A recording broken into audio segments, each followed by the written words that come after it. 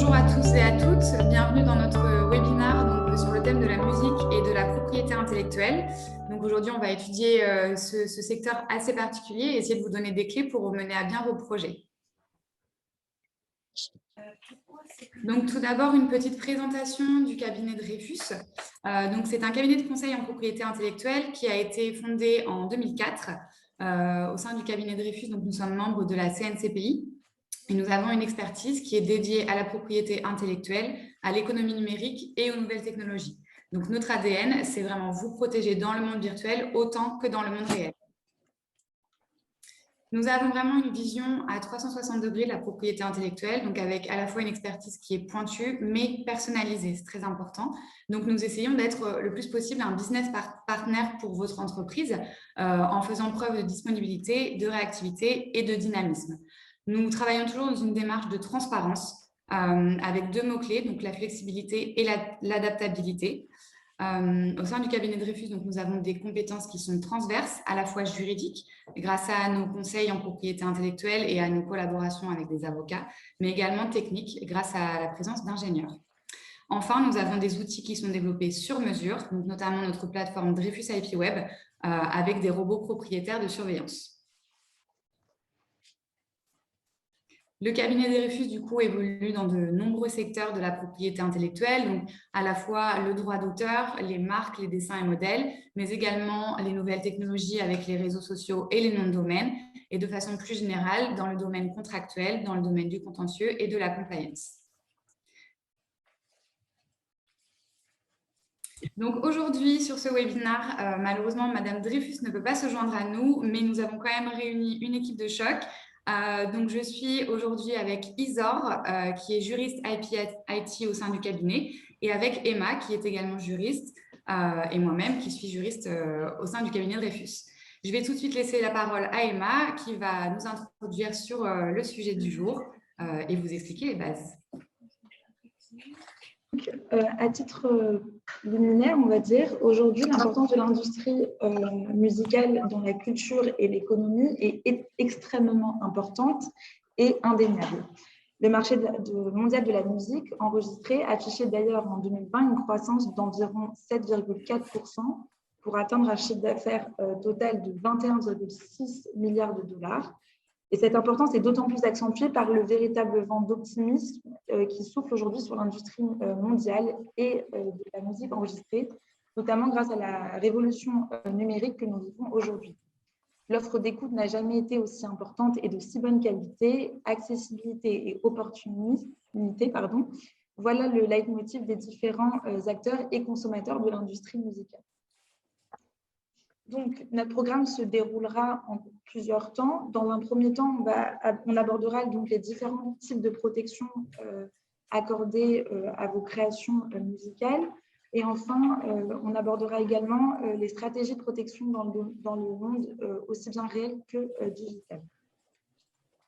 Donc, dans un premier temps, on va aborder donc la première possibilité de protection de vos créations musicales, qui est la propriété littéraire artistique.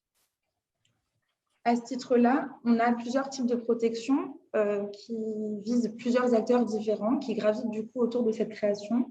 D'abord, dans un premier temps, on vise à protéger les auteurs et la création elle-même de la création musicale, une fois de plus.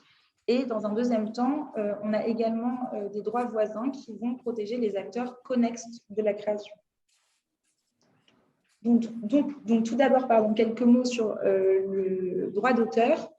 La musique fait l'objet d'une protection du droit d'auteur et si la musique était originellement entendue dans un sens classique, soit l'addition d'une mélodie, d'accords et d'un rythme, la jurisprudence française a fortement élargi cette notion de musique à des sonorités qui seraient considérées comme plus électroniques, comme la dubstep ou l'électro. Donc, sont visés par cette protection de droit d'auteur le compositeur et le parolier. Quelques mots sur le droit d'auteur maintenant. Le droit d'auteur, en quelques mots, c'est l'ensemble des prérogatives dont est titulaire notamment le créateur d'une œuvre originale sur sa création. En d'autres mots, il permet aux personnes qui jouissent de droits sur une œuvre de décider comment, où, quand et par qui cette œuvre peut être utilisée.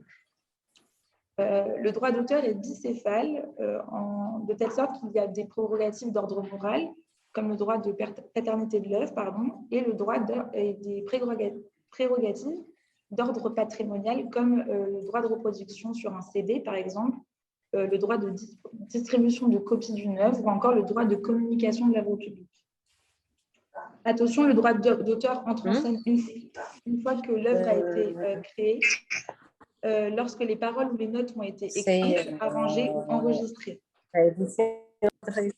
Pour autant, il n'y a pas de formalité à accomplir, contrairement aux États-Unis où, dans ce cas-là, il y a des formalités à accomplir et ce droit a une durée de 70 ans post-mortem. Donc, les conditions de protection du droit d'auteur sont assez strictes. Elles sont de l'ordre de 2 conditions. Une première relative à la forme de l'œuvre. Toute création doit avoir une forme qui nous permet de la déterminer et de déterminer son étendue et sa protection.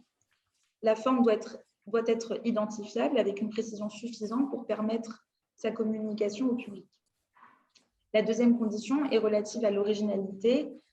D'une manière classique, l'originalité se rapporte à la personnalité de l'auteur qui, lui, va s'exprimer à travers ses différents choix dans la réalisation de son œuvre. La création musicale doit donc remplir ces critères de forme et d'originalité pour que les auteurs de celle-ci puissent jouir des droits précités.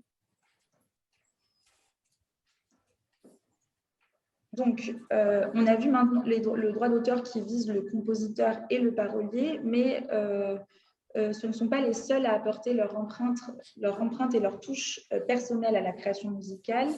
Ils ne sont pas les seuls à lui donner vie. Le droit français met en place des droits voisins du droit d'auteur permettant de protéger l'apport créatif et l'investissement de plusieurs acteurs connexes, dont l'artiste-interprète, les maisons de disques ou producteurs de phonogrammes et les organismes de radiodiffusion.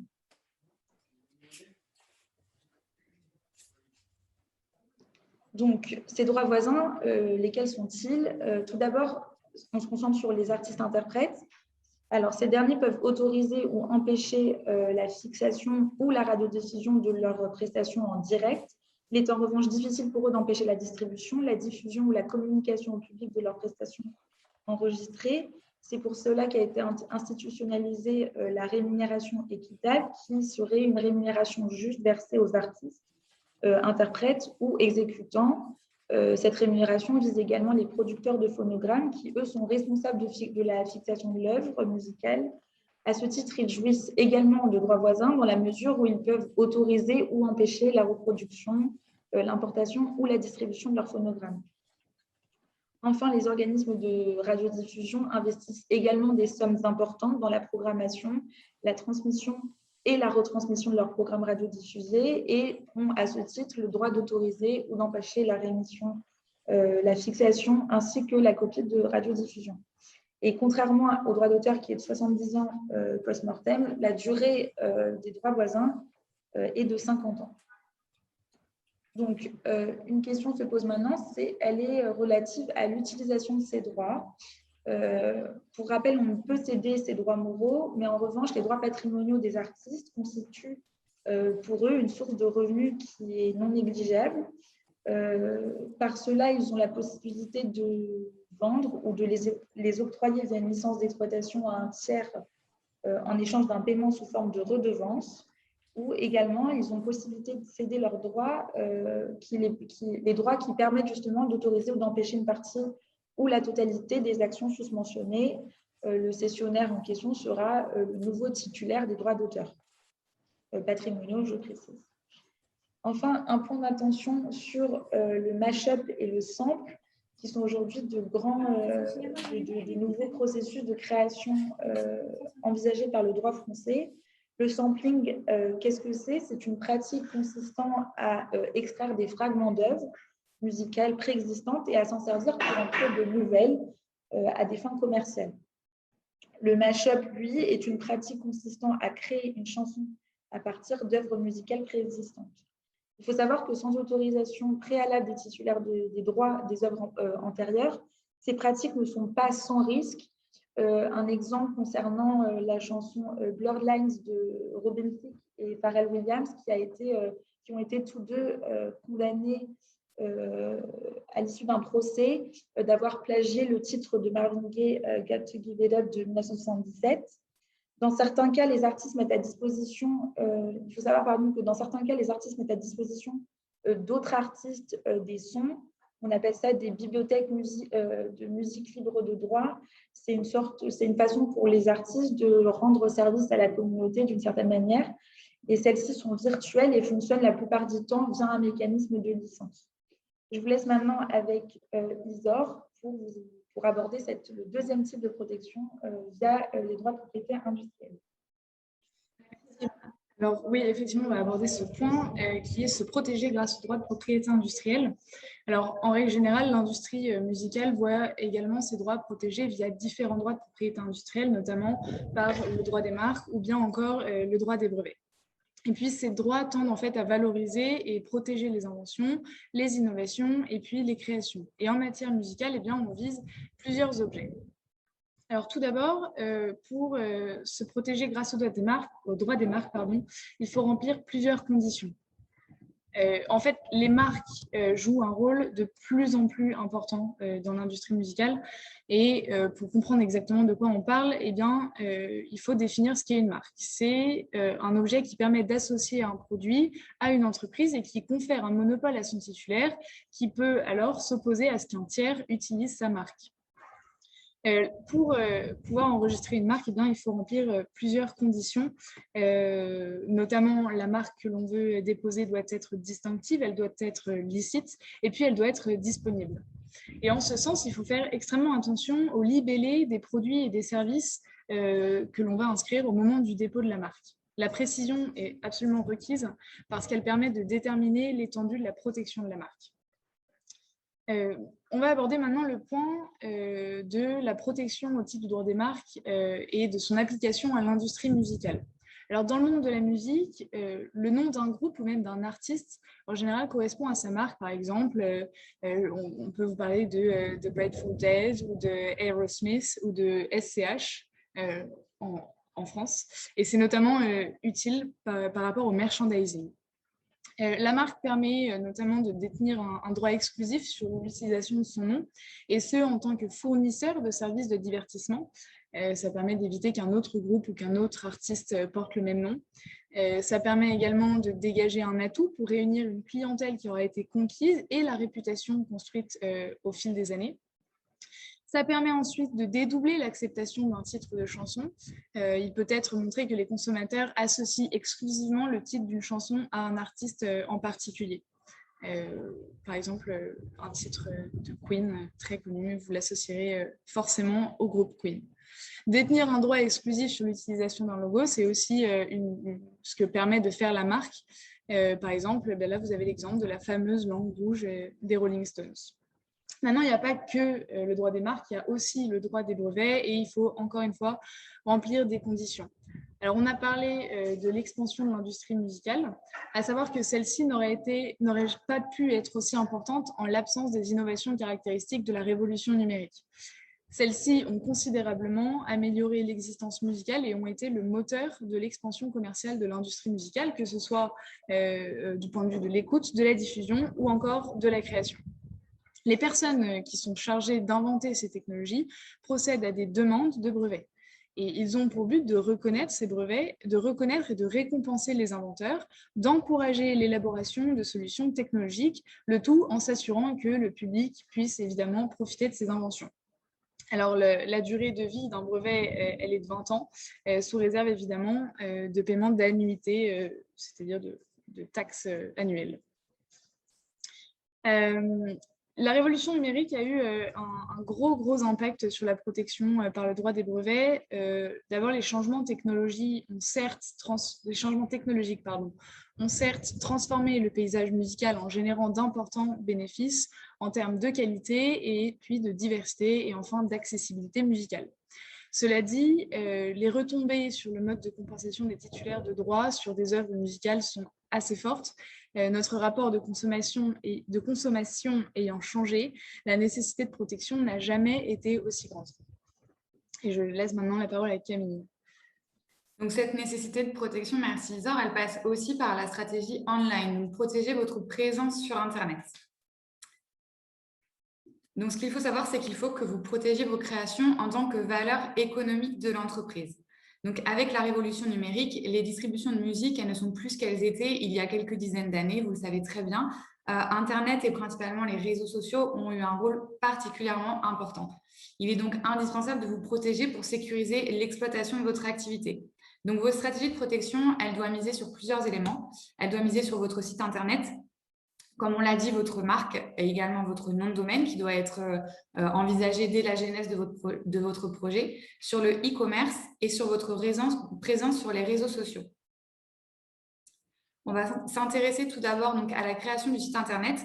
Ce qu'il faut savoir donc, sur votre site Internet et le site Internet de tout un chacun, les mentions légales sont obligatoires et doivent fournir différentes informations sur la société et l'hébergeur, relatives notamment à son identification, son activité, les mentions relatives à l'utilisation des cookies et les mentions relatives à l'utilisation des données personnelles.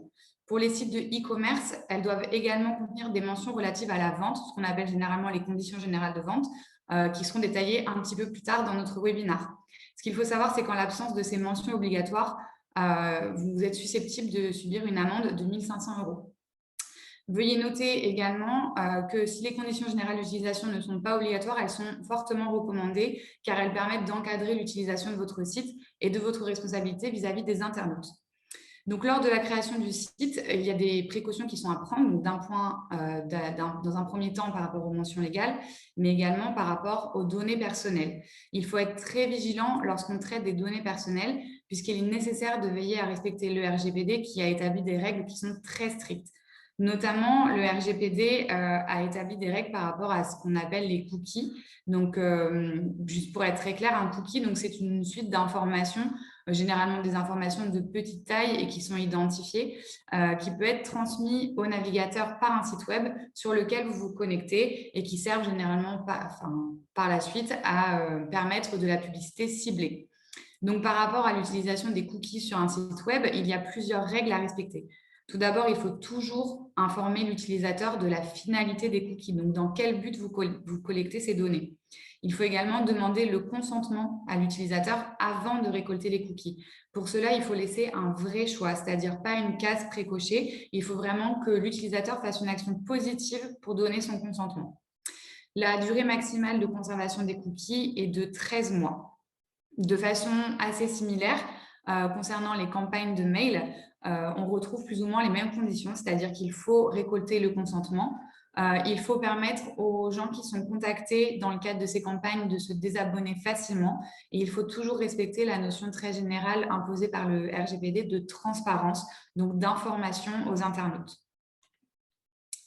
Concernant les sites de e-commerce de façon un petit peu plus particulière, donc comme on l'a évoqué précédemment, se pose la question des conditions générales de vente. Donc les conditions générales de vente, ce sont les informations obligatoires que le vendeur doit fournir à la personne qui achète un produit ou un service. Donc si vous avez un site internet sur lequel vous vendez des CD, voilà, des vinyles, peu importe, ces CGV sont obligatoires. Donc la loi exige que certaines informations soient clairement présentées, notamment par exemple le prix, les conditions de livraison, les délais de livraison ou encore le coût qui est associé au service sous peine de sanction. Donc si ces informations-là ne figurent pas dans les CGV, vous pouvez être condamné sur le fondement de la pratique commerciale trompeuse, par exemple si le prix est illisible. Et la sanction, c'est une amende administrative qui peut aller jusqu'à 15 000 € pour une personne physique et 75 000 pour une personne morale. Donc, il est vraiment très important de faire attention à la fois aux mentions légales, mais également au CGV et au CGU sur votre site, afin de vraiment mettre en avant toutes les informations nécessaires et vous protéger afin de ne pas subir une amende parce qu'il manquait un petit détail. Voilà. Donc, pour ça, vous pouvez vraiment vous faire accompagner par des cabinets spécialisés. Ce n'est pas un exercice facile que la rédaction des CGV, CGU et mentions légales. Un autre point très important, donc au-delà du site internet, il est maintenant quasiment devenu indispensable d'être présent sur les réseaux sociaux. Les réseaux sociaux, ils présentent plusieurs intérêts, donc ils permettent notamment d'augmenter la visibilité, de développer sa notoriété, parallèlement d'augmenter le trafic de votre site internet, puisque vous pouvez lier les deux, de faciliter la communication avec le consommateur, de mener des campagnes marketing à moindre coût et enfin de mieux connaître ses clients puisque souvent les réseaux sociaux sont un petit peu plus libres et flexibles en termes de commentaires, d'avis et de retours expérience client. Il est donc important quand vous envisagez d'utiliser les réseaux sociaux de définir vos objectifs. Il faut identifier votre cible. Donc, par exemple, si vous visez davantage un public qui est jeune, davantage des femmes, des hommes, des personnes de plus de 50 ans, donc vraiment déterminer à qui vous vous adressez et le type de contenu que vous êtes en capacité de produire. Par exemple, si vous ne pouvez pas produire un contenu visuel, ce n'est pas la peine de se tourner vers un réseau social type Instagram qui fonctionne que par la photo. À l'inverse, si par exemple vous avez un magasin physique ou un magasin en ligne, Instagram ou Pinterest peuvent vraiment constituer de très bonnes vitrines pour votre activité. Enfin, il faut également comprendre les codes propres à chaque réseau social et se former sur leur utilisation, puisqu'on ne communiquera pas de la même façon sur Twitter que sur Instagram ou que sur Facebook ou que sur Pinterest. Je vais maintenant vous parler de l'établissement d'une réelle stratégie de protection et dans le monde réel et dans le monde digital. Déjà, pour se protéger dans le monde digital, pour se protéger sur Internet, il est nécessaire en fait, d'enregistrer des noms de domaine. C'est un actif réellement important parce qu'il a pour intérêt de générer des revenus. Il renforce l'identité, la marque, même le nom de votre groupe de musique, par exemple. Il favorise évidemment la communication sur Internet. Il permet aussi de lutter contre le cybersquatting et tous les risques qui sont liés à cette pratique. Il faut toujours retenir qu'il est beaucoup plus important de prévenir plutôt que de guérir. Il faut évidemment enregistrer ces noms de domaine au moment où on dépose sa marque. Il faut enregistrer plusieurs noms de domaine selon la présence géographique de votre marque. Vous avez déjà dû entendre parler des extensions géographiques, donc les .com, les .co.uk, etc., .fr, etc., etc. Donc, enregistrer selon votre présence géographique, mais aussi selon votre domaine d'activité. Par exemple, il y a des extensions comme le .imo, le .fitness, etc. Je vais vous parler juste très rapidement des différentes attentes sur Internet dont vous avez dû entendre parler et être sensibilisés. On entend beaucoup parler donc, de l'usurpation d'identité, les faux comptes sur les réseaux sociaux qui sont extrêmement actifs. On a aussi pas mal d'offres d'emploi, la présence de serveurs MX, de faux sites web, des arnaques au code RIO, la fraude au président, le phishing, etc. etc. Donc, vraiment, la protection par le nom de domaine est essentielle pour lutter contre ces attentes-là. Et puis, bien évidemment, gérer sa marque sur Internet, comme vous voyez, ce n'est pas seulement déposer et renouveler, mais c'est construire une stratégie d'ensemble. C'est-à-dire qu'il va être nécessaire forcément d'investir dans une stratégie de protection et de défense préventive pour notamment anticiper les besoins en nom de domaine lors du lancement de nouveaux projets, pour évaluer les risques liés au développement d'une nouvelle marque au regard de sa vulnérabilité sur Internet. Et puis, on a un coût qui est 10 fois plus faible d'une action préventive par rapport à une action en situation de crise. Donc, encore une fois, il vaut mieux prévenir que guérir. Il va falloir aussi définir une politique d'enregistrement des noms de domaine et puis définir une politique de gestion absolument de vos réseaux sociaux. Donc évidemment, toutes ces politiques, toutes ces mises en place de stratégies de prévention, de défense, elles ne se font pas du jour au lendemain. Un outil qui est devenu quasiment indispensable et qui est extrêmement pratique lors de la réalisation de votre projet, c'est de procéder à un audit avec des recherches d'antériorité, puisque ça permet vraiment d'avoir une photographie de l'existant et d'identifier des potentiels obstacles à vos projets. Donc, ces recherches, en fait, elles sont très complètes et elles peuvent être menées selon l'intérêt parmi les marques, les dénominations sociales, les noms commerciaux et les enseignes ou encore les noms de domaine pour envisager un petit peu la situation de la marque sur Internet. En fonction des résultats, vous pouvez ensuite développer la stratégie à suivre pour mieux contourner ces obstacles et réussir à réaliser votre projet. À titre d'exemple, donc face aux risques nous fréquemment identifiés sur Internet au sein du cabinet, on met en place plusieurs types d'actions. Donc, de façon générale, la première action qu'on prend lorsqu'on détecte une atteinte sur Internet, par exemple un nom de domaine qui reproduit une marque ou qui renvoie vers un faux site de vente de vinyle contrefait, peu importe, on va d'abord faire une étude technique. Donc, étudier la situation du nom, étudier la situation par rapport aux marques qui existent, par rapport aux droits que vous avez. Donc, ça va être la première étude qui va nous permettre ensuite d'envisager l'action qui sera la plus adaptée à mettre en place. Donc, de façon générale, on agit sur plusieurs fronts. Selon le type d'atteinte, on va soit prendre action pour faire bloquer le nom de domaine et le rendre inutilisable, soit prendre une action qui vise à simplement désactiver les services qui sont fournis par un tiers, donc le site, les serveurs mail qui généralement induisent du phishing, faire désactiver une page réseaux sociaux, donc Facebook, Twitter, Instagram. Lorsque les solutions, disons, précontentieuses, presque amiables ne fonctionnent pas, on va envisager des actions qui sont un petit peu plus coup de poing, notamment par exemple la rédaction et le dépôt d'une plainte UDRP contre un nom de domaine qui a été enregistré par un tiers de façon malveillante. Et on peut envisager également de trouver une solution amiable et d'obtenir le transfert du nom de domaine par un tiers à votre profit. Ça, c'est des solutions qui sont possibles. Et enfin, quand on veut tout simplement en savoir un petit peu plus sur la personne qui se cache derrière, on demande la divulgation des données du réservataire au registre, puisque en fait, avec le RGPD, on n'a quasiment plus accès à ce type de données. Tout est masqué, ça devient très difficile d'identifier le réservataire d'un nom de domaine. Donc voilà, il existe maintenant des techniques qui permettent, sous réserve d'un intérêt légitime, de contourner un petit peu cette protection de la vie privée. Ce qu'il faut savoir, donc, pour conclure, en fait, c'est qu'il est primordial avant tout projet vraiment d'étudier l'environnement juridique autour de vos futurs actifs, que ce soit votre marque, que ce soit vos noms de domaine, à la fois vraiment donc, sur le plan réel et sur le plan virtuel, donc de l'Internet. Pour cela, il ne faut pas hésiter à demander conseil à un cabinet de propriété intellectuelle. Évidemment, chez Dreyfus et Associés, nous serons ravis de répondre à vos questions. Donc, n'hésitez pas à nous contacter par email ou via nos réseaux sociaux pour toute question que vous pourriez avoir. Et on espère que ce webinaire vous a plu. On vous remercie pour votre attention et on vous souhaite un bon après-midi.